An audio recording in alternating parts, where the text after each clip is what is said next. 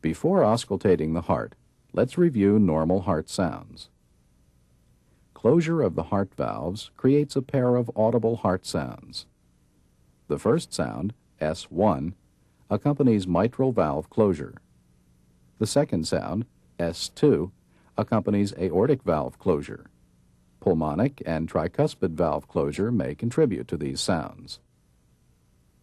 Ventricular systole occurs between S1 and S2.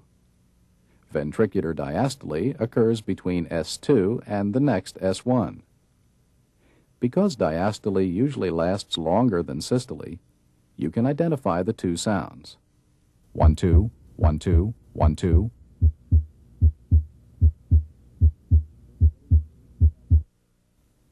You can hear S1 and S2 in the aortic area, in the right second interspace close to the sternum, pulmonic area in the left second interspace close to the sternum, left third interspace, tricuspid area in the left fourth and fifth interspaces, and mitral area at the apical impulse.